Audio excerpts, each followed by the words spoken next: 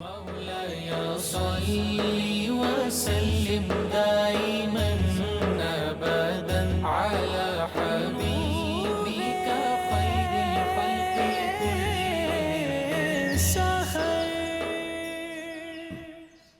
बिस्मिल्लाहिर्रहमानिर्रहीम। अस्सलाम वालेकुम नाज़रीन। प्रोग्राम नूर सहर के साथ आपका मेज़बान नज़ीर अहमद गाज़ी हाज़िर है। नाज़रीन इकराम, हज़रत सूफ़ी बरकत अली साहब लुधियानवी रहमहुल्लाह और हज़रत मखदूम हाशिम ठठवी रहमहुल्लाह की कुतुब अस्माउन नबी अल करीम सल्लल्लाहु अलैहि वसल्लम से एक इसमें पाक पढ़ने की सआदत हासिल कर रहा हूँ। सैयदुना उहैदुन सल्लल्लाहु अलैहि वालैहि वसल्लम, हमारे सरदार लोगों को दोज़ख की आग से दूर ले जाने वाले। दुरूद व सलाम भेजे अल्लाह आप सल्लल्लाहु अलैहि वसल्लम, आपकी आले पाक और आपके सहाबा किराम पर। इसमें अक़दस की तफसीर में हज़रत अब्दुल्ला बिन अब्बास रज़ियल्लाहु अन्हुमा से रवायत है कि हुज़ूर अकरम सल्लल्लाहु अलैहि वसल्लम ने फ़रमाया, मेरा नाम कुरान करीम में मुहम्मद सल्लल्लाहु अलैहि वसल्लम है और इंजील में अहमद सल्लल्लाहु अलैहि वसल्लम है और तौरात में उहैदुन सल्लल्लाहु अलैहि वसल्लम है। मेरा नाम उहैद रब ने इसलिए रखा क्योंकि मैं अपनी उम्मत को दोज़ख की आग से दूर ले जाऊँगा। नाज़रीन किराम, आज का हमारा मौजू हालात में इंतहाई अहमियत का हामिल है। क्या हमने अपनी नस्लों को मौत के हवाले कर देना है? क्या हमने इस्लामी तालीमात जिस पे बहुत ज़्यादा ज़ोर दिया गया कुरान हकीम में और रसूलुल्लाह सल्लल्लाहु अलैहि वसल्लम के इरशादात में और बुज़ुर्गान दीन में, हम उसको इग्नोर करते जा रहे हैं और हम दिन ब दिन मौत की वादी की तरफ सफ़र कर रहे हैं। आज का हमारा मौजू है इस्लाम में शजरकारी। देखिए, मौजूदा साइंस ने ये साबित किया कि एक दरख्त अगर मौजूद हो किसी जगह पे, वो 18 अफराद को एक साल के लिए ऑक्सीजन फ़राहम कर सकता है। एक दूसरी रिसर्च में ये आया कि एक मुरब्बा मील पर फैले हुए दरख्त जो हैं वो मौसम सरमा में 29 टन ऑक्सीजन जो है हमें मुहैया करते हैं। इसी तरह एक सेहतमंद आदमी जो होता है उसको दिन में 2 पाउंड ऑक्सीजन दरकार है और ऑक्सीजन के बग़ैर इंसानी ज़िंदा रहना, इंसान का, इसका तसव्वुर भी नहीं किया जा सकता। और हम क्या कर रहे हैं कि दिन ब दिन हम दरख्त जो है उनको काटते जा रहे हैं। इंसान का और दरख्त का ताल्लुक़ तो जन्नत से शुरू हो गया था और सैयदना आदम अलैहिस्सलाम जब इस दुनिया में आए थे उस वक्त से लेकर आज तक इंसानों का एक ताल्लुक़ दरख्तों से, अशजार से इंतहाई अहम है। ये हमारी ज़िंदगी की ज़मानत भी देते हैं, ये हमें वो हवा मुहैया करते हैं जो हमारी ज़िंदगी के लिए इंतहाई ज़रूरी है, लेकिन इस तरफ हम तवज्जो नहीं कर रहे। ये अशजार जो हैं इनका ज़िक्र अल्लाह ताला ने कुरान हकीम में इन दरख्तों का ज़िक्र किया। रसूलुल्लाह सल्लल्लाहु अलैहि वसल्लम ने बड़ी वईद दी है बिला वजह दरख्त काटने में। हत्ता कि दुश्मन के इलाके में अगर फतूहात के लिए भी जाएँ तो पहले जो हिदायत मिलती थी मुजाहिदीन को वो ये था कि आपने वहाँ पे बिला वजह दरख्त नहीं काटने और फलदार दरख्त तो बिल्कुल नहीं काटने। पाकिस्तान में तो बागात, अब शुक्र है खुदा का कि लाहौर हाई कोर्ट के एक फाजिल जज साहब ने अभी हाल ही में एक मुकदमे में स्टे दिया और एक रिटायर्ड जज जो एक कमीशन के मेंबर थे, मैंने अखबारात में पढ़ा, उन्होंने पिटिशन की है। जज साहब को जाना पड़ा हाई कोर्ट में पिटिशन के लिए। ये कितनी अहमियत का हमला है, हम लोग तवज्जो नहीं कर रहे। हम दिन ब दिन सोसाइटियाँ बना रहे हैं, टाउन बना रहे हैं, पैसे जो है वो कमाते जा रहे हैं, इस कौम को लूटते जा रहे हैं और हराम का पैसा जो है वहाँ पे वो जो है वो इन्वेस्ट हो रहा है। खुदा के लिए इस तरह तवज्जो कीजिए। ये अशजार हमें एक तो तसव्वुर है ना कि सिर्फ ये ईंधन का काम देते, ईंधन का काम नहीं देते। यहाँ से इंसानों की, जानवरों की, हैवानों की खुराक मुहैया होती है इन दरख्तों से। दरख्त लगाने से सैलाब के ख़तरा कम हो जाता है, दरख्त लगाने से खुश्क साली जो है वो ख़त्म हो जाती है, दरख्त लगाने से बादल जो है उनकी तश्कील होती है, बादल हमें कुदरती बारिशें हमें मिलती हैं और दरख्त लगाने से इंसानी बीमारियां दूर होती हैं, डिप्रेशन दूर होता है, ज़हनी तनाव कम होता है। मौलाना रूम रहमतुल्लाह अलैह का वो इरशाद, उन्होंने फरमाया कि हरे भरे जो अशजार हैं उनको देखने से, चलते पानी को देखने से और अच्छी मौसीकी सुनने से इंसान जो है वो कभी बूढ़ा नहीं होता।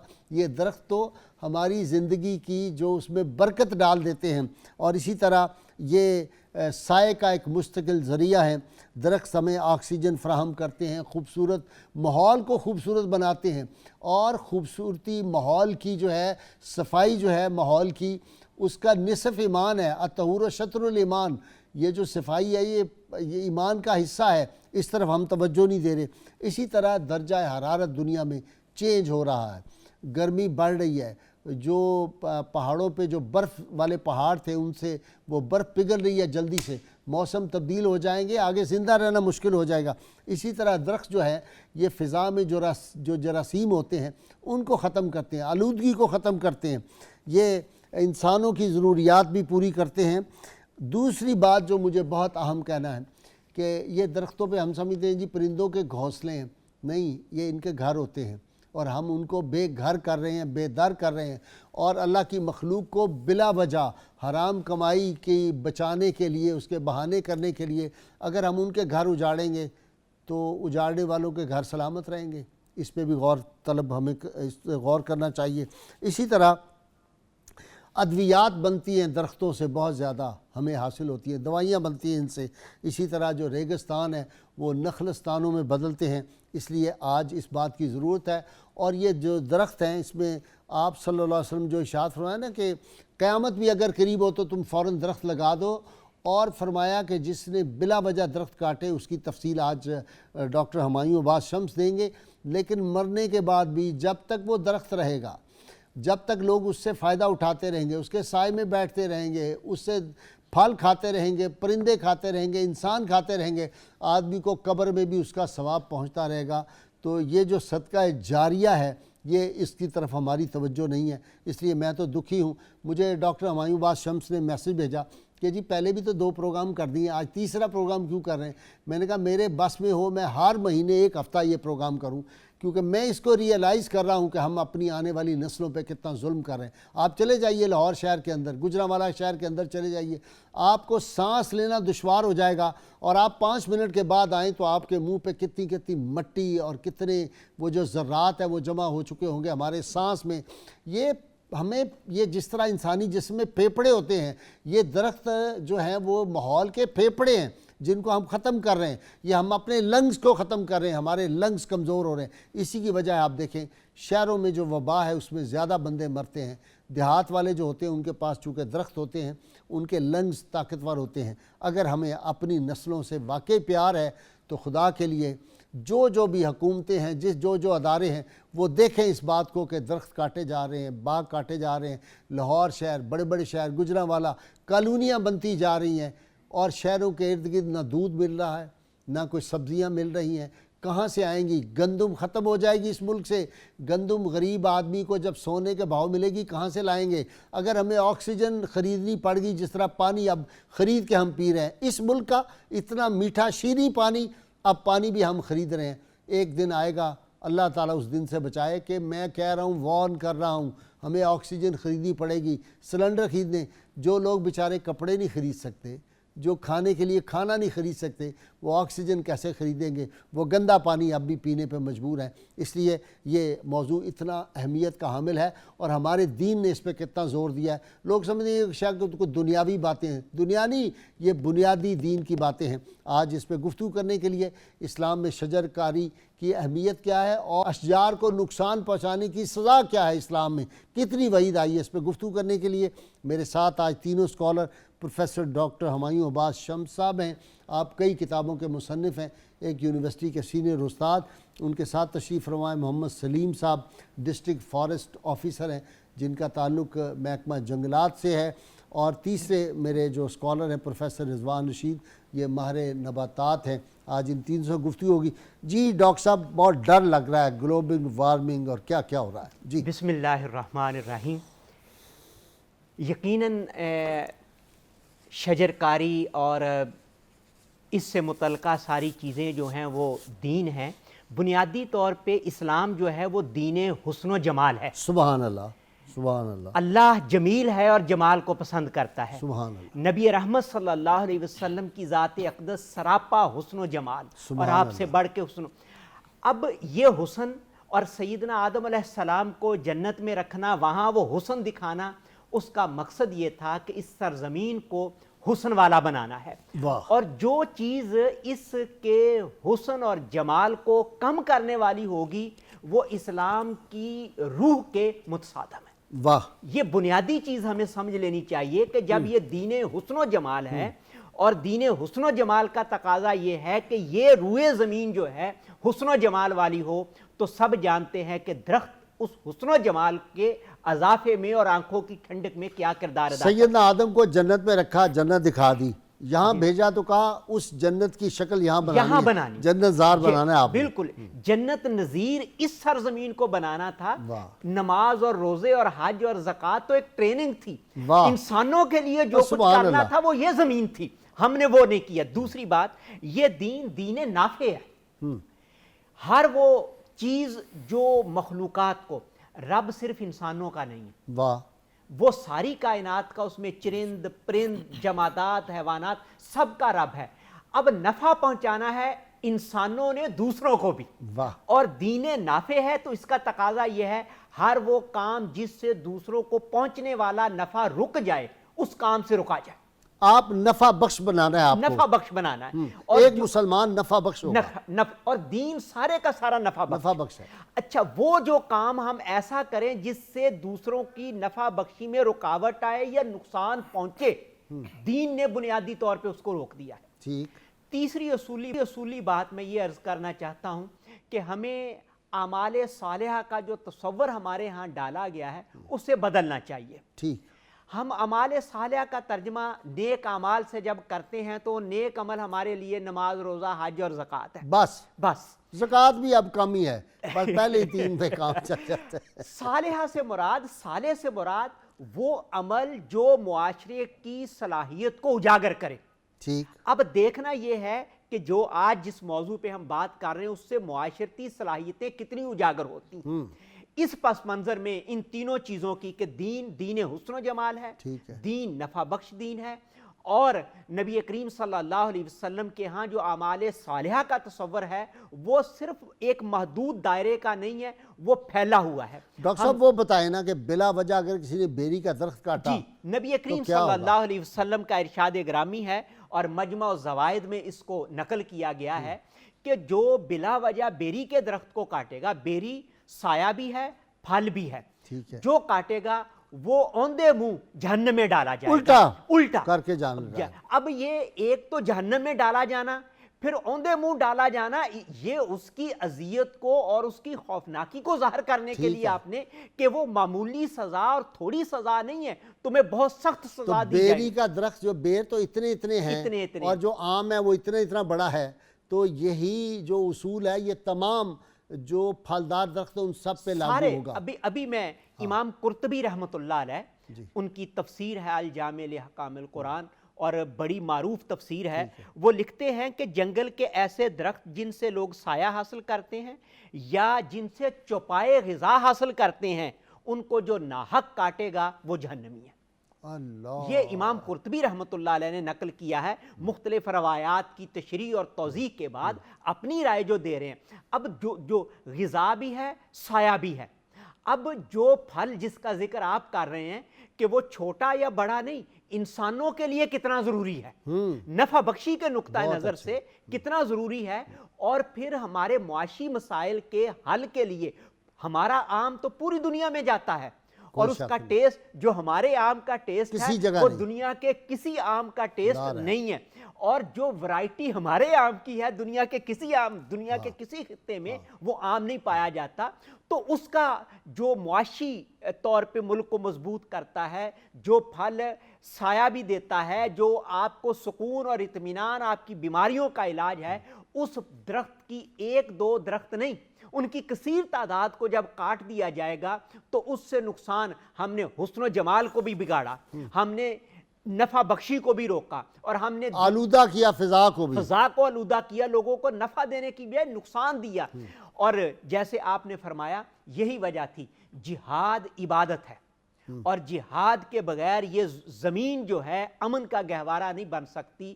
جب جہاد کے لیے قافلے جایا کرتے تھے تو جو انسٹرکشنز ملتی تھیں ان میں بنیادی انسٹرکشن یہ بھی تھی کہ پھلدار درخت کو نہیں کاٹنا۔ اب اس کی وجہ کیا تھی؟ اس لیے کہ وہ انسانوں کے، حیوانوں کے لیے نفع بخشی ہے، اور نفع دینا یہ دین کے بنیادی تقاضوں۔ حالانکہ دشمن کا علاقہ ہے، دشمن وہاں رہتے ہیں، اس کے باوجود بھی جو انسانوں کو فائدہ چیز پہنچاتی ہے وہ نہیں آپ کاٹ سکتے، وہ کاٹ نہیں سکتے۔ اب اسلام سے بڑھ کے کوئی امن کا دین ہو سکتا ہے دنیا میں؟ اسلام نے کوئی امن کے حقیقی تصور کو اگر کہ امن ہے کیا، اسی لیے کہتے ہیں جہاد کوئی لڑائی اور لوگوں کو مارنے کا نام نہیں ہے، صرف یہ ہے کہ جہاد جب ہم کرتے ہیں ہم یہ سمجھتے ہیں رسول اللہ صلی اللہ علیہ وسلم کی تعلیمات کی روشنی میں کہ ایک دیوانے کے ہاتھ تلوار آ گئی ہے، اس سے تلوار کو چھیننے کا عمل کہ وہ لوگوں کو نقصان نہ پہنچائے، وہ تلوار چھیننے کا عمل ہے، یہ اسلام کا تصور جہاد تھا۔ اور اس چھیننے کے عمل کے دوران بھی پھلدار درختوں سے منع کر دیا گیا ہے کہ ان کو نہیں کاٹنا، کیونکہ قافلے چلتے ہیں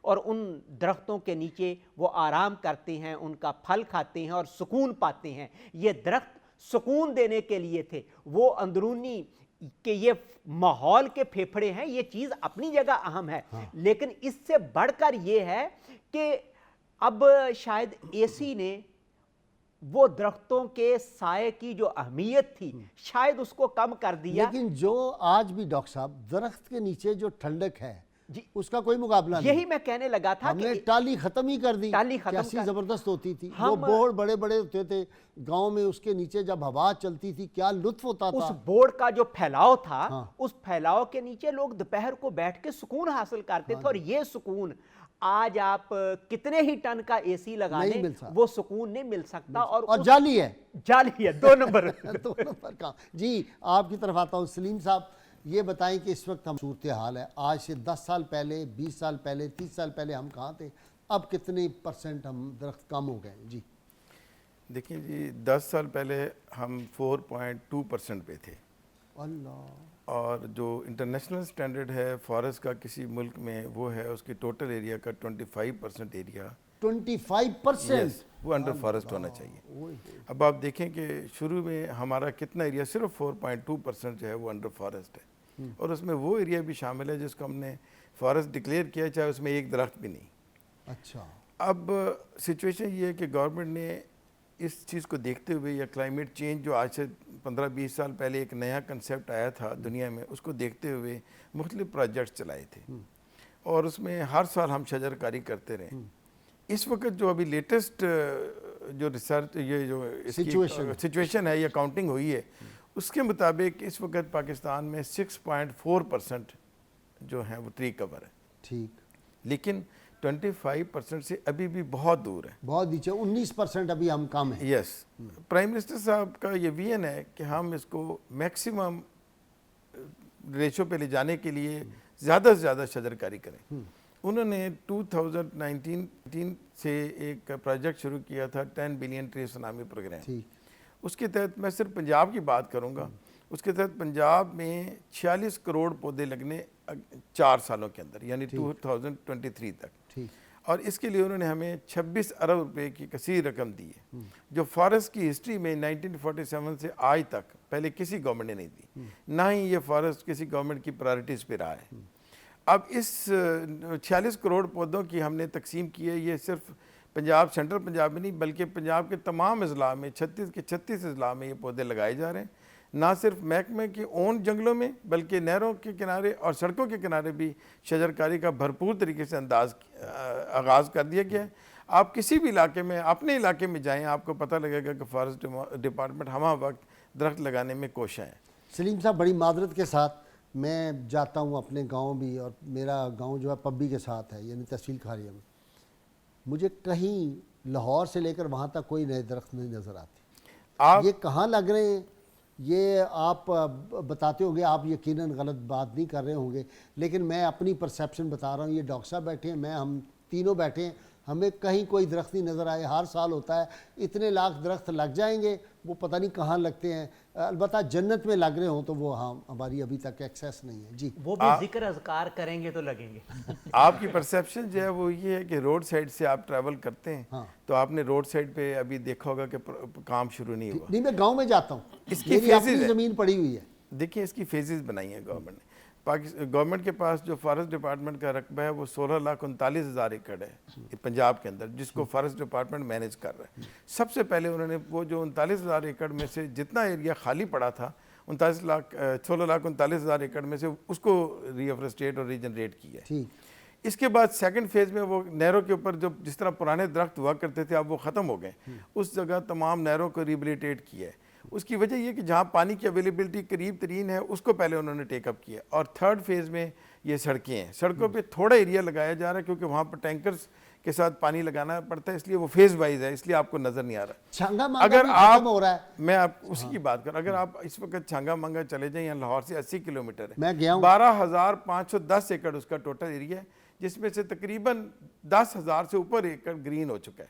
آپ یہ میری بات کو نا آپ مانیں, آپ GIS based satellite images Google پر موجود ہیں, اگر آپ شانگا مانگا کو سرچ کریں گے تو آپ کو اب بلینک ایریا نظر نہیں آئے گا. اور یہ جو آپ نے فرمایا نا کہ جنگلات والے کہاں لگا رہے ہیں پودے, یہ ہمیں نظر نہیں آ رہے, تو اس کے لیے بھی اب بڑا اچھا میکنزم بنا دیا ہے گورنمنٹ نے. انہوں نے ایک یہاں GIS لیب اسٹیبلش کر دی اور اسپارکو کے ساتھ انہوں نے اپنا MOU سائن کر لیا ہے. اسپارکو کے سیٹلائٹ ہر 3 مہینے کے بعد اسی ایریاز کی امیج لیتا ہے اور بتاتا ہے کہ اس وقت ٹریز کتنے لگ چکے ہیں اور ان کی اس وقت ہائٹ کیا اور اسپیشی کون سی ہے. تو اب یہ سارا GIS بیسڈ ہے. میرے اور آپ کے کہنے سے کہ ہم لگا رہے ہیں یا آپ کہہ رہے ہیں ہمیں دکھائی نہیں دے رہے, وہ بات نہیں رہے گی. اور دوسری بات ہے تھرڈ پارٹی ویلیڈیشن ڈپارٹمنٹ نے کی ہے.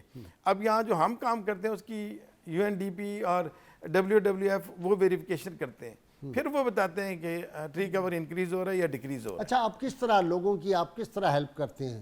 اب پنجاب میں ٹری پلانٹیشن, آپ ٹری میری زمین ہے, میں نے وہاں لگانے ہیں درخت, میں لگاتا ہوں, سارا ہی درخت لگا دیتا ہوں, آپ مجھے بتائیں. اب اس کے لیے بھی بڑا اچھا میکنزم گورنمنٹ نے بنا دیا. فارسٹ ڈپارٹمنٹ کے جو پریمیٹو قسم کے جو پہلے ہمارے ورکنگ تھی نا, اس کو چینج کر کے ایکسٹینشن ونگ کا قیام پورے پنجاب میں کر دیا. اس کا کام ہی صرف نرسری سے لگانا اور ذمہ دار کو گائیڈنس فراہم کرنا ہے کہ وہ کیسے پودے لگا سکتا ہے, کس طرح کون سا پودا اس کی زمین کے لیے سوٹیبل ہے اور وہ کیسے اس کو پروان چڑھوائے گا. آپ مجھے بتائیں گے ڈیٹیل میں ڈاکٹر رضوان سے بات کر لوں, جب آؤں گا تو پھر آپ کہاں رابطہ کریں, اور سب سے پہلے مجھے ہی بتا دیں, میں ساری زمین اپنی دیتا ہوں, وہاں لگائیں, جگہ لگائیں, جو بھی لگ سکتا ہے. جی ڈاکٹر رضوان صاحب, ہمیں اپنا مستقبل بچانا ہے, یہ بڑی اچھی خبر دے رہے ہیں سلیم صاحب, اللہ کرے کہ یہ خبر بالکل درست ہو, تو یہ تھوڑی بہت ہوپ جو ہے وہ شروع ہو گئی ہے.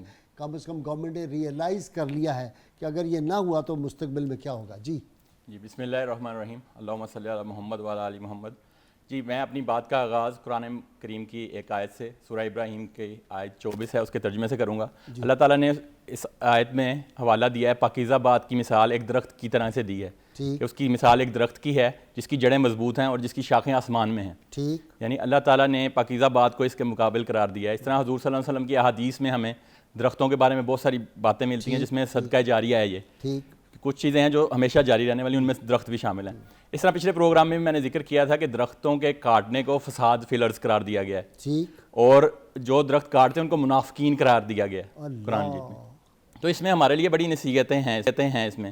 اور پچھلے یہ اب آج کل ایک ٹرینڈ ہے, جس طرح یہ ڈاکٹر صاحب بھی بتا رہے تھے, آج کل ایک ٹرینڈ شروع ہوا ہے پروٹیکٹڈ ایریاز بنانے کا, protected areas for the plants and for animals. اور جب میں نے ہسٹری میں پڑھا تو جو شخصیت جس نے سب سے پہلے یہ پروٹیکٹڈ ایریا کا کنسیپٹ دیا وہ ہمارے نبی کریم صلی اللہ علیہ وسلم ہیں. تو جب میں نے یہ ڈیٹیل میں پڑھا تو انہوں نے حضور صلی اللہ علیہ وسلم نے مدینہ منورہ کے 20 اسکوائر کلومیٹر ایریا کو پروٹیکٹڈ ایریا قرار دیا. حضور صلی اللہ علیہ وسلم نے اس دور میں آج سے 1400 سال پہلے منع کیا کہ اس 20 کلومیٹر کے ایریا میں نہ کوئی درخت کاٹا جائے گا اور نہ کسی جانور کو قتل کیا جائے گا. اور جو اجازت دی وہ صرف اتنی کہ درخت سے صرف ایک چھڑی کاٹی جا سکتی ہے جس سے کسی اونٹ کو ہانکا جائے, مسواک کے لیے یا اونٹ کو ہانکنے کے لیے. اس سے زیادہ انہوں نے منع کر دیا تھا کہ کوئی درخت اس پروٹیکٹڈ ایریا میں سے کاٹا نہیں جائے گا. ہم آج اس کی طرف جا رہے ہیں, ہم پروٹیکٹڈ ایریاز بنا رہے ہیں, سینکچریز بنا رہے ہیں, جہاں پہ ہاں جی بالکل ہمیں یہ مثال ماشاءاللہ 1400 سال پہلے سے ہمارے ملتی ہے ہمیں یہ. تو اسی تناظر میں عرض کروں گا کہ درختوں کی اہمیت آپ نے ماشاءاللہ بیان کی, ہم ہزاروں اہمیتیں بیان کر سکتے ہیں, ان میں سے چند پوائنٹس میں دوبارہ آپ کے ساتھ شیئر کرنا چاہوں گا.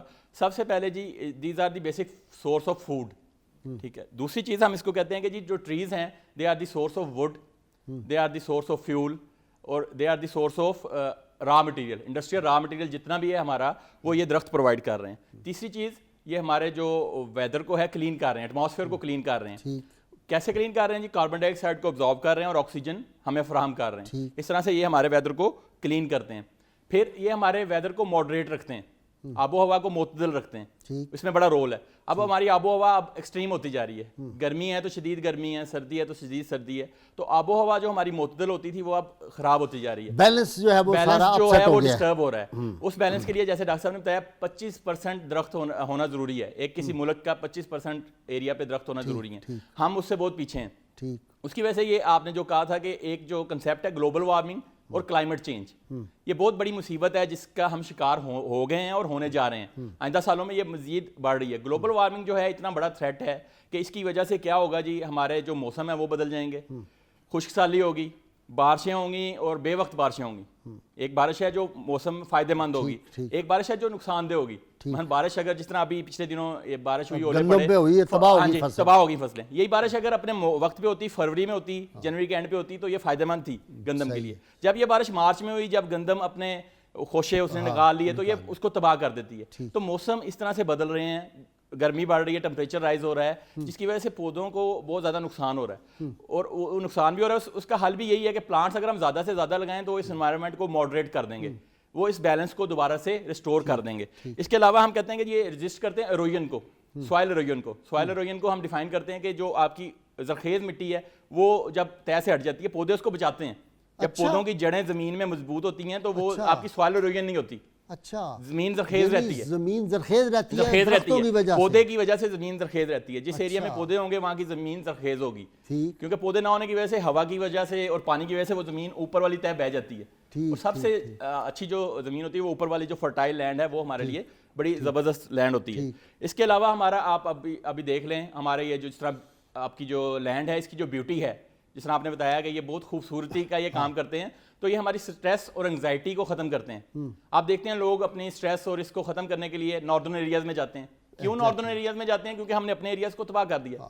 اگر ہمارے ایریاز میں بھی اسی طرح درخت ہوں, ویجیٹیشن ہو. نہیں, ہم ناردرن ایریا بھی تباہ کر رہے ہیں. ہاں جی, وہ بھی اب وہاں پہ بھی اب درخت کاٹنے شروع کر دیے ہیں. تو ہمیں اب بیسیکلی ضرورت اسی چیز کی ہے کہ ہم پہلی فیز میں تو یہ ہے کہ درختوں کو کٹنے سے روکیں, ٹھیک ہے, اس پہ اسٹرکٹ رولز بنائیں.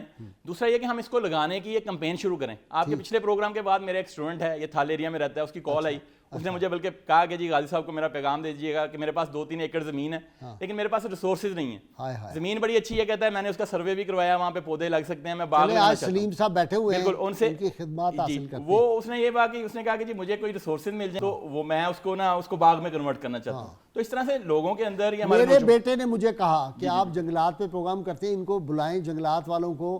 ہماری زمین پڑی ہوئی ہے, ہم ساری زمین ان کو دیتے ہیں, لگائیں اس کے اوپر. جی بالکل. دوسرا یہی مجھے ابھی یاد آ گیا کہ موٹر وے کے ساتھ میں پچھلے دنوں گیا ہوں, یہ آپ فیصل آباد سے نئی موٹر وے جو بنی ملتان کی طرف, ٹوبا ٹیک سنگھ, وہ ساری اس کے جو سائڈیں ابھی تک وہ وہاں پہ کوئی ابھی پلانٹیشن نہیں ہوئی. اللہ کرے یہ فیوچر میں ہو جائے جس طرح ڈاکٹر صاحب. ڈاکٹر ہمایوں, عبد الرحمن اول رحمۃ اللہ علیہ, جب یہ مسلمانوں نے فتح کیا نا اسپین کو, تو انہوں نے وہاں پہ اندلس میں جا کے کھجور کے درخت پلانٹ کیے. کھجور کے وہ تصور ہی نہیں تھا, نہ ان کو کھجور کا تعارف تھا. اب دنیا کی بہترین کھجور جو ہے عرب کے بعد, مدینہ منورہ کے بعد, وہ وہاں اسپین میں ہوتی ہے. اس کی وجہ مسلمان جہاں جاتے تھے وہ ہماری بات, وہ خیر لے کے جاتے تھے. اور یہ کھجور جو ہے یہ تو اتنی خیر ہے کہ مومن کو تشبیہ دی گئی ہے جس درخت سے, وہ کھجور کا درخت ہے کہ اس کے پتے بھی کام آتے ہیں, اور اس کی جو کھجور ہے وہ دنیا کی بہترین غذا ہے اور بیماریوں کا علاج ہے. جب یہ چیزیں نہیں رہیں گی تو وہ ایک ایسی کیفیت پیدا ہو جائے گی کہ انسان باہر نکلے گا لیکن اس کی آنکھوں کی تراوت اور ٹھنڈک کے لیے کچھ نہیں ہوگا. مجھے لینی ہے بریک. ڈاکٹر صاحب میں جب آؤں گا تو آپ بتائیں گے کہ یہ انسانی صحت کے لیے تو مفید ہے ہی ہے. ایک ماحول پڑھنے لکھنے والوں کی بڑا ضروری ہے. پہلے زمانے میں ہم جب میٹرک میں ہوتے تھے تو ہم جا کے پارک میں پڑھتے تھے, چھٹیوں کا کام درختوں کے نیچے ہوتا, اور کتنی زبردست فضا ہوتی تھی اور کتنی خوشبو ہوتی تھی, دماغ معطر ہوتے تھے, دماغ تازہ. یہ جو طوطے آ گئے اور گھروں کے اندر بند ہو گئے, انہوں نے ہمیں برباد کر دیا. ناظرین کرام, بہت مختصر وقفہ. آپ دیکھ رہے ہیں آج کا موضوع انتہائی اہمیت کا حامل ہے. اگر ہماری ان باتوں کا, اور جس طرح سلیم صاحب نے بتایا, اگر ہم اس پہ عمل آج کر لیتے ہیں تو اللہ تعالیٰ کے فضل و کرم سے ہم اپنی آنے والی نسلوں پہ مہربانی کریں گے, ان کو بچا لیں گے. ہمارے ساتھ رہیے گا.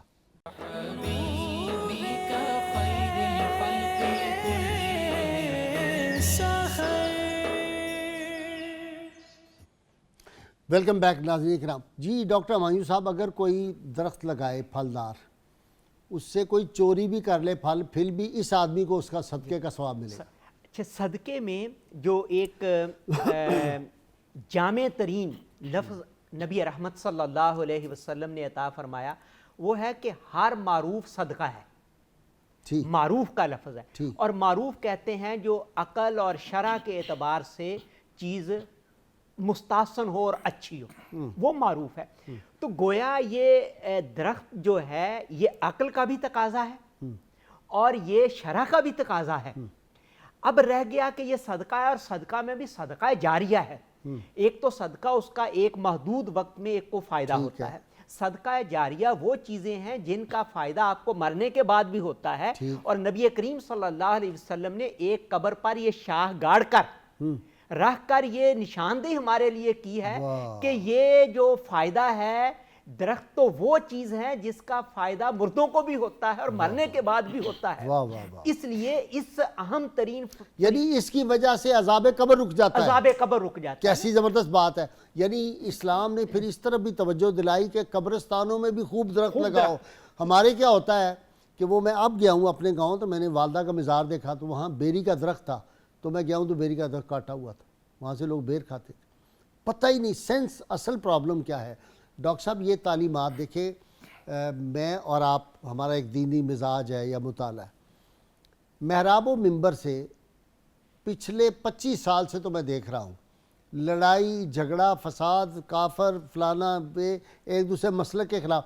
کبھی کسی نے، کوئی مجھے خطیب بتا دے پاکستان میں کس نے کبھی ادھر بھی توجہ دیو کہ آج کا خطبہ صرف شجر کاری اس پہ کی ہوگا؟ وجہ میں نے جیسے پہلے عرض کیا تھا کہ اعمال صالحہ کا تصور ہے، وہ اعمال صالحہ کا تصور ایک محدود دائرے میں رہ گیا. بس. لیکن ہمارے ہاں نفع بخشی کا تو یہ تصور تھا کہ ایک مردے کی قبر پہ لگا ہوا درخت، یوں کہہ لیں کہ وہ مرا ہوا اپنے جانے کے بعد بھی عذاب قبر اس سے اٹھنا وہ اس کی ذات کا فائدہ ہے. لیکن پچھلوں کو وہ درخت جو ہے جانوروں کو بھی اور انسانوں کو بھی. ایک کالر آپ سے سوال پوچھنا چاہ رہے ہیں. جی السلام علیکم. جی شاہ صاحب فرمائیں. السلام علیکم. حبیب صاحب بول رہا ہوں سر. جی شاہ صاحب فرمائیں. میرا سوال حضرت صاحب یہ تھا کہ آج کل سپرے کر کے نا نباتات کو نا بالکل ہی جلا دیا جاتا ہے، حالانکہ وہ ادویات میں بہت زیادہ کارآمد ہے. کیا چیز؟ جی ادویات مطلب جڑی بوٹیوں کو جلا دیتے ہیں. اچھا جڑی بوٹیاں سپرے کے بعد ٹھیک ہے نا، تو وہ ادویات میں بڑا کام دیتی ہیں. اس کے علاوہ ہم نا اپنے قبرستان میں اپنی مدد آپ کے تحت نا درخت لگا رہے ہیں. جی ٹھیک ہے، بہت اچھی بات ہے.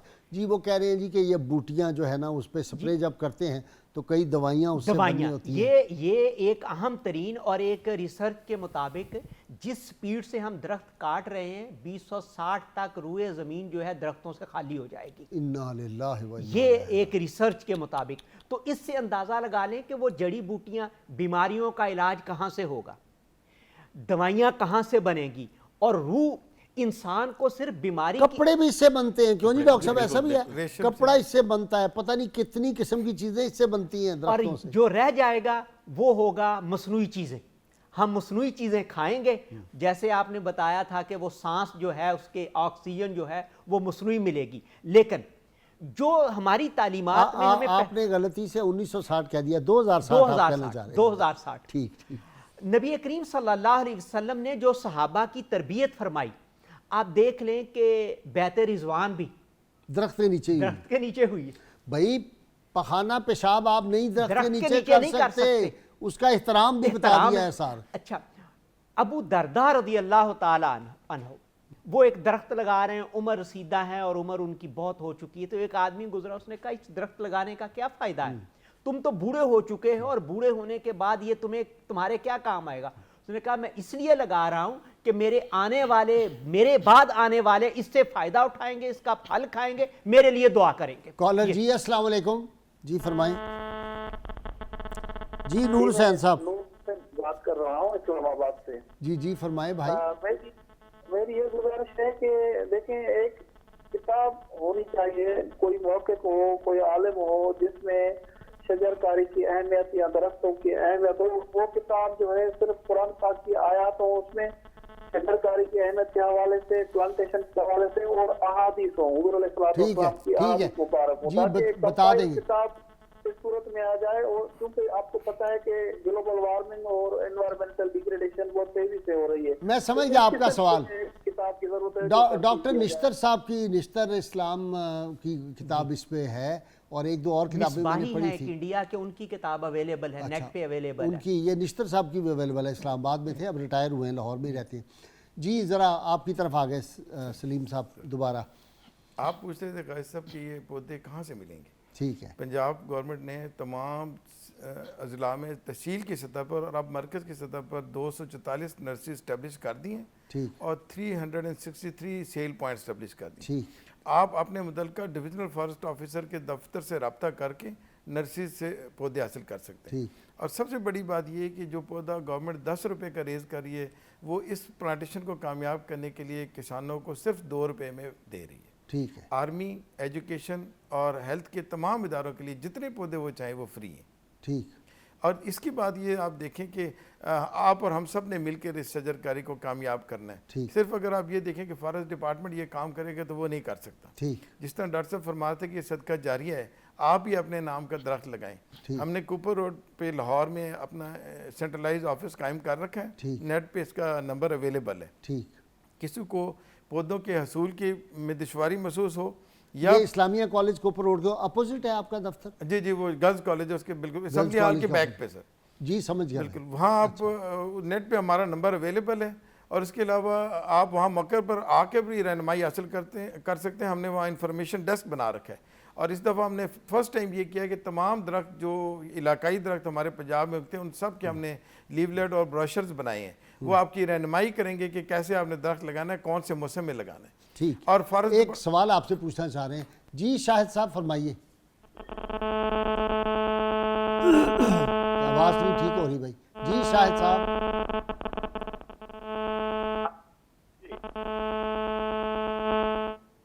जी हेलो, मेरा ख्याल डिस्कनेक्ट हो गया। अच्छा चले जी सलीम साहब आप मुकम्मल। इसलिए आप वहाँ पर एक्सटेंशन का अमला मौजूद है। आप अपनी ज़मीनों पर, जैसे आप चाह रहे हैं कि हम अपनी ज़मीनों पर शजरकारी करें, या वो आपने जिक्र किया एक भक्कर के बंदे का, तो वो डिविजनल फॉरेस्ट ऑफिसर भक्कर से रब्ता कर सकता है। फॉरेस्ट डिपार्टमेंट इस वक्त किसानों की ज़मीनों पर भी लगाने के लिए पौधे फराम कर रहा है, पूरी तकनीकी मामनत भी फराम कर रहा है। तो हम ये चाह रहे हैं कि जो हमने पहले नुकसान हमारी वजह से या पब्लिक की वजह से दरख्तों का हुआ है उसको हम पूरा करें। और जिस तरह सलीम साहब हुकूमत ये कर रही है, ये जो टाउन बनते जा रहे हैं, ये जो सोसाइटियाँ बनती जा रही हैं, ये जो बड़ी बड़ी सोसाइटियाँ बनती जा रही हैं, शहरों के इर्द गिर्द बेड़ा गर्क कर दिया, सब चीज़ें नहीं मिल रही, इसका भी कुछ हुकूमत कर रही है? हुकूमत अब ये इसमें नई पॉलिसी डेवलप हुई है। एक तो अर्बन फॉरेस्ट्री पॉलिसी बनाई है पंजाब गवर्नमेंट ने। उसके तहत जो जिस तरह आप देखें ना, माल रोड को माल रोड इसलिए कहते हैं कि उसके ऊपर दरख्त हैं। इसके साथ आप जेल रोड देख लें, आगे मुल्तान रोड देख लें, आगे रिंग रोड देख लें, सब बैरन है। तो अर्बन फॉरेस्ट पॉलिसी के तहत जितनी स्पेसेस अवेलेबल हैं यहाँ पर लाहौर में या किसी भी मेट्रोपॉलिटन सिटीज़ में, वो ग्रीन होंगी। जैसे हर रोड को हम माल रोड बनाएंगे। अच्छा। दूसरी बात ये कि गवर्नमेंट अब ये कह रही है कि अगर हाउसिंग सोसाइटीज एग्रीकल्चर लैंड पे नहीं बननी चाहिए, ये उस जगह पे बननी चाहिए जो ऑलरेडी बैरन है या सेलाइन है। उस जगह पर आप यूटिलाइज करके उस लैंड को सोसाइटीज बनाएं और एग्रीकल्चर की लैंड को तबाह ना करें, ताकि हमें फूड और ये जो ऑक्सीजन है ट्रीज जो फराम करें उसकी हमें बाद में दुश्वारी महसूस ना हो। तो इसमें एक और भी प्लान बना रहे हैं कि जो भी 10 मरले का घर बनाएगा उसका नक्शा ही तब पास होना चाहिए जब वो घर में एक दरख्त लगाएगा। ठीक। तो जो एरिया ऐसे हैं जहाँ पर दरख्त लगाने की गुंजाइश नहीं है, वहाँ अर्दन पॉटेड प्लांट्स में पौधे लगाए जा सकते हैं, वो रूफ गार्डनिंग कर सकते हैं।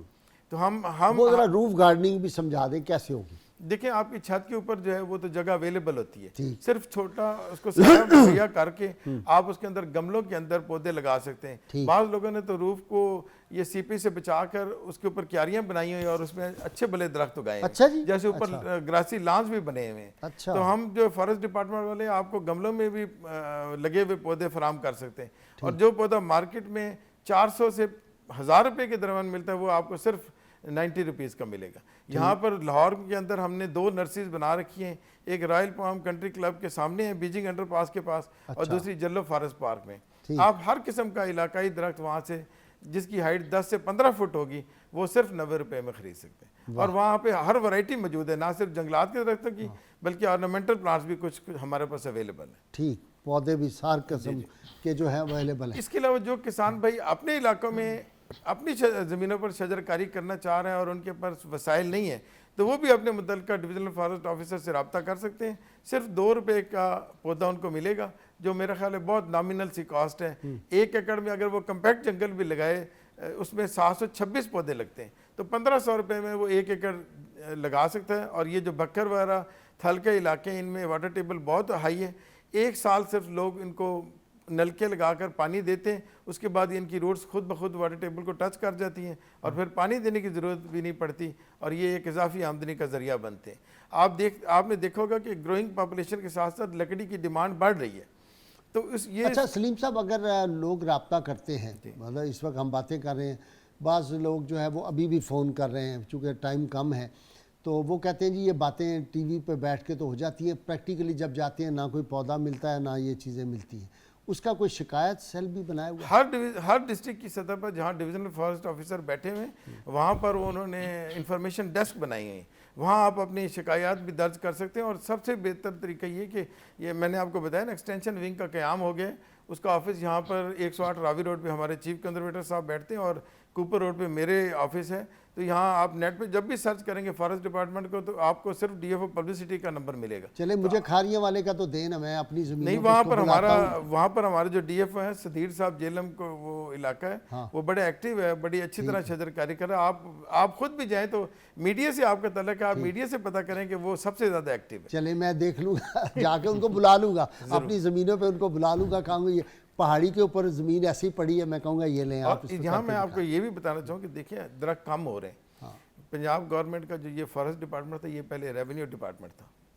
अब इस गवर्नमेंट ने आके इसको रेवेन्यू डिपार्टमेंट को ख़त्म कर दिया, उन्होंने कहा इससे कोई रेवेन्यू नहीं लेना। पिछले 5 सालों से दरख्तों की कटाई पे, हर किस्म की कटाई पे पाबंदी है, एक्सेप्ट वो जो सूख जाता है या गिर जाता है ना, उसको वो कट कन्वर्ट करके सेल करते हैं। बाकी ग्रीन ट्री किसी किस्म का कोई नहीं काट सकता, कोई नहीं काट सकता। और इसमें एक वाइल्ड फ्रूट ट्री स्पीशीज़, जैसे हमारे पुराने ज़माने में जंगली बेर हुआ करते थे, जंगली आम था, अनार था, तूत था, ये वो दरख्त थे जो फल भी देते थे, साया भी देते थे, ये ख़त्म हो चुके थे अब। खत्म हो तो गवर्नमेंट ने एक neglected wild fruit tree species की एक स्कीम चलाई थी। अच्छा। उसके अंदर ये तमाम ये इलाकाई दरख्त जो पहले जिनसे लोगों को फ्री फल मिलते थे, वो लोगों में यहाँ तकसीम। देखे ना वो छोटी छोटी कोकनी, उसको हमारे इलाके में कहते थे लोग, अब वो कोकनी ख़त्म हो गई।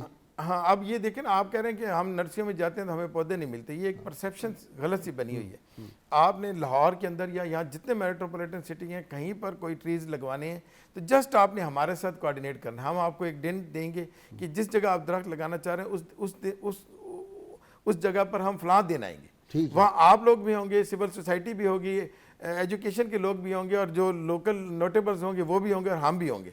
जहाँ जितने पौधे लगेंगे फॉरेस्ट डिपार्टमेंट फ्री देगा। चले मेरे घर का 2 कनाल का लॉन है, वो मैं आप देता हूँ, आए और उस पर लगा शुरू करते हैं, हम अगले हफ्ते शुरू करते हैं, ठीक है जी? अगले हफ्ते क्यों सर, आज से क्यों नहीं? चले ये तो बहुत ही अच्छी बात हो गई जी। डॉक्टर साहब आपकी तरफ आता हूँ। सलीम साहब ने बड़ी होपफुल बातें बताई हैं, अल्हम्दुलिल्लाह, अल्लाह इनकी ज़ुबान में बरकत करे। और हमारा तो मकसद यहाँ बुलाने का यही होता है कि लोगों तक आज कितने लोगों को ये पता चला होगा कि हम पौधे कहाँ से ख़रीद सकते हैं और उनके क्या फ़ायदे हैं। और देखें ये कितनी अहम बात इन्होंने की, 25% रिक्वायर्ड है, और हम कहाँ अभी मुश्किल से 6 पे पहुँचे, 6% पे पहुँचे। सर उसमें बिल्कुल आपने जैसे कहा 25% रिक्वायर्ड और हम 6% पे पहुँचे हैं। उसमें अवाम के अंदर एक ये शऊर पैदा करने की ज़रूरत है कि वो पौधों को लिविंग ऑर्गेनिज्म समझें। अच्छा, जिस तरह इंसान और जानवर लिविंग हैं, उनके अंदर हयात है, इस तरह पौधों के अंदर भी हयात है। ठीक। जिस तरह इंसान और जानवरों को अल्लाह ताला ने पैदा किया अपनी इबादत के लिए, इस तरह पौधे भी इबादत कर रहे हैं अल्लाह ताला की। तो पौधों की इबादत क्या है? वो घर हैं, परिंदों के घर हैं, परिंदों के घर हैं, उनको बेघर कर रहे हैं। इसके अलावा देखें अल्लाह ताला ने कुछ ना कुछ जिम्मेदारियां दी हैं, जिस तरह इंसानों को, इस तरह पौधों के भी हैं। पौधों की जिम्मेदारी क्या है? ऑक्सीजन प्रोवाइड कर रहे हैं हमें, और हमारे लिए फूड बना रहे हैं। एक पूरा कंप्लीट प्रोसेस है जिस पे आपकी अकल हैरान रह जाती है कि पौधे किस तरह से सूरज की रोशनी से, ज़मीन से पानी लेके किस तरह हमारे लिए फूड बना रहे हैं। डॉक्टर रिजवान, एक और तरफ मैं आपकी तवज्जो दिलाऊं, रसूलुल्लाह सल्लल्लाहु अलैहि वसल्लम ने इरशाद फरमाया, सबसे बुरा पैसा वो है जो सीमेंट और ईंट पे खर्च होता है। आप मुझे बताएं कि हमारे यहाँ एक ही बिज़नेस रह गया है, वो कहते हैं सबसे अच्छा तरीका लूटने का ये है, सोसाइटियाँ बनाओ, ये कंस्ट्रक्शन का काम करो, फलाना करो, ये पैसा लग रहा है, यही लोग इंडस्ट्री की तरफ आएँ। کسی اور طرف کوئی بزنس میں پیسے لگائیں. سب کی توجہ یہی ہے جسے راتوں رات امیر ہونا ہے وہ جلدی سے ٹاؤن کھڑا کر دیں. ٹاؤن سے زیادہ میں کہتا ہوں ٹاؤن سے زیادہ اگر وہ ایک باغ بنا لیں اور پھلوں کا باغ بنا لیں تو اس سے زیادہ وہ پیسہ کما سکتے ہیں. جس طرح ابھی آم کی بات کر رہے تھے تو آم کا اگر آپ نے 1 ایکڑ پہ یا کچھ آپ کے پاس رقبہ ہے اس پہ باغ لگایا ہو تو آم ایکسپورٹ ہو رہا ہے اور فورن میں آپ جائیں تو آپ کو $3 یا $4 کا ایک آم ملتا ہے. ہمارے یہاں تو آپ 100 روپے میں کلو آم لے لیتے ہیں, باہر آپ کو $4 کا ایک آم ملے گا. ایک پھل کی قیمت بہت زیادہ ہے. اگر آپ کوالٹی کے آپ یہ بنانے کی بجائے سوسائٹیز بنانے کی بجائے آپ اس طرف آئیں کہ باغات لگائیں, اور گورنمنٹ نے جس طرح ابھی آپ نے دیکھا ہے لون سکیم شروع کی ہے سوسائٹیز کے گھر بنانے کے لیے, اس طرح ایک میں کہتا ہوں لون سکیم شروع کریں ینگ گریجویٹس کے لیے, لون انہیں مائکرو فائنانس کرے, وہ 1 لاکھ 2 لاکھ ہی اگر آپ انہیں لون دے دیں تو وہ کچھ ایریاز میں اپنے درخت لگائیں تو یہ بہت بڑا ہمارے خدمت ہو سکتی ہے. یہ بہت بڑی. اچھا اسی طرح جو ہمارے پاس یہ جو تھل پڑا ہوا ہے, جو ہمارے پاس ڈیزرٹ پڑے ہوئے ہیں بہاولپور والے اور چولستان کا علاقہ, اس کو بھی سرسبز کیا جا سکتا ہے. اس کو سرسبز کیا جا سکتا ہے. جیسے سر نے بتایا کہ وہاں پہ واٹر ٹیبل اسٹوڈنٹس کو دیں جگہ. مجھے بریک لینی ہے, بریک سے آؤں گا تو آپ بات کرتے رہیں گے. جی ناظرین کرام, بہت مختصر وقفہ, ہمارے ساتھ رہیے.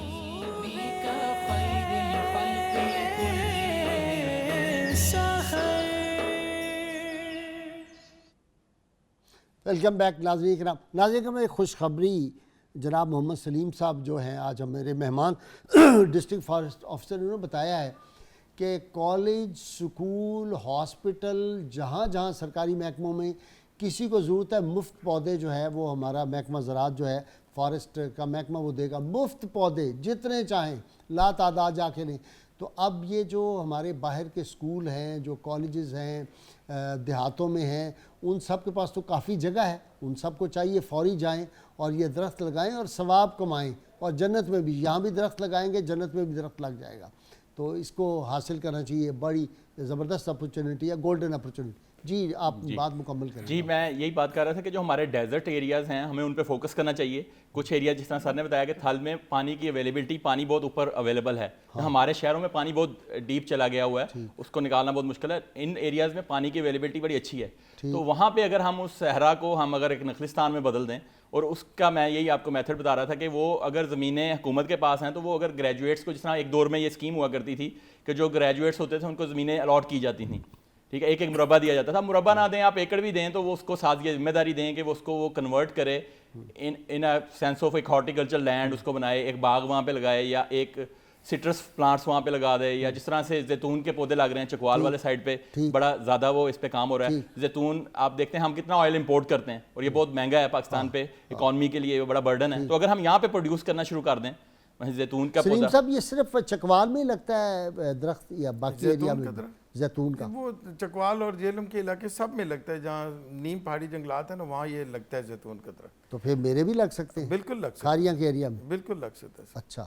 تو پانی نہ بھی ہو تو لگ جاتا ہے؟ نہیں, پانی دیکھیں درخت لیونگ تھنگ ہے, اس کو پانی کی ضرورت ہے, پانی کی ضرورت ہے. تو اگر آپ اس کو پانی نہیں دیں گے تو وہ مال فنکشننگ کرے گا, یعنی فروٹ تو دے گا لیکن اس کی کوالٹی اینڈ کوانٹٹی اچھی نہیں اچھا اتنی نہیں تو آپ کو پانی اس کو ضرور دینا پڑے گا.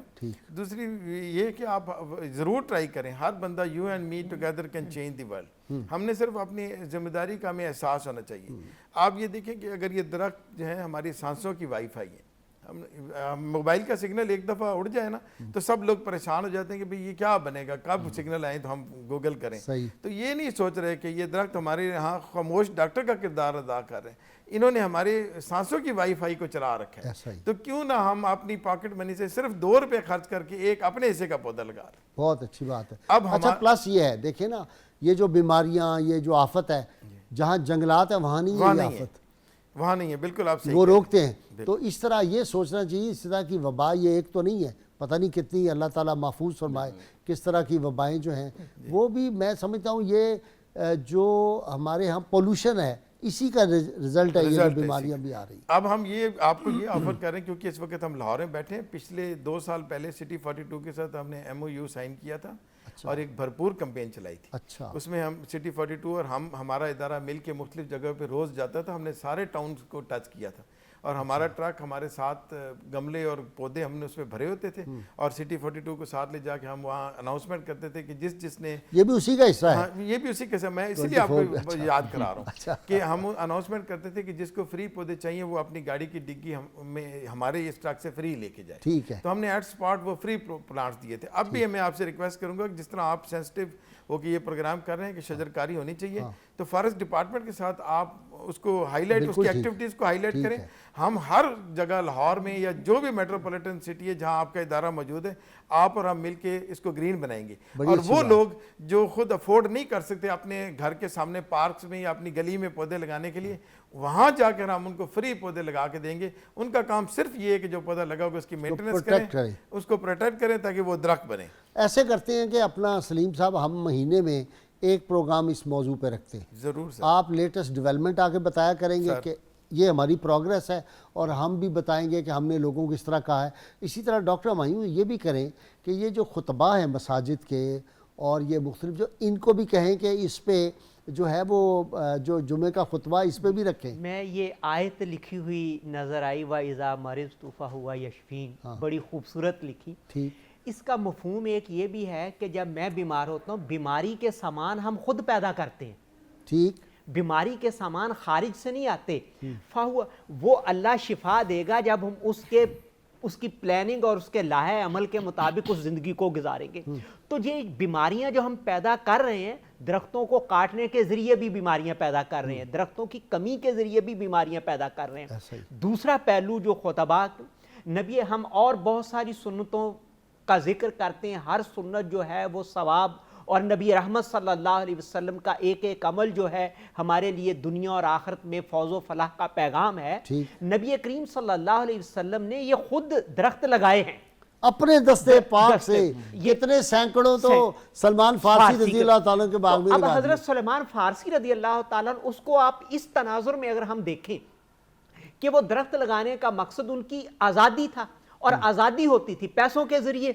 گویا نبی کریم صلی اللہ علیہ وسلم نے حضرت سلیمان فارسی کا باغ لگا کر اس کی معاشی اہمیت کی طرف بھی نشاندہی کی ہے. واہ واہ واہ واہ. کہ یہ صرف وہ سایہ, وہ پھل ساری, لیکن معیشت میں ان کا رول یہ ہے کہ اس زمانے میں بھی ایک بندے کی آزادی کے لیے نبی رحمت صلی اللہ علیہ وسلم نے درخت لگا کر ہمارے لیے یہ سنت اور اپنا طریقہ کار بنایا ہے کہ یہ کام امت نے کرنا ہے. میں تو جی ڈاکٹر صاحب اپنے دیہات میں اور سارے پنجاب میں جانا ہوتا ہے, اس قدر مجھے کوفت اور تکلیف ہوتی ہے. چھوٹی جگہ ہیں, ٹاؤن ہے, وہاں پہ بھی ٹاؤن بن رہے ہیں, سوسائٹیاں بن رہی ہیں, زرعی زمین اتنی قابل تھی اور رہنے والا کوئی نہیں. آپ میری تحصیل میں چلے جائیں, کھاریا میں, لوگ لندن میں رہ رہے ہیں, بڑی بڑی کوٹھیاں بنائی ہیں, 4-4 منزلہ 3-3 منزلہ, ایک ملازم کوئی رہ رہا ہے, اور وہ ساری زمین تباہ ہو گئی.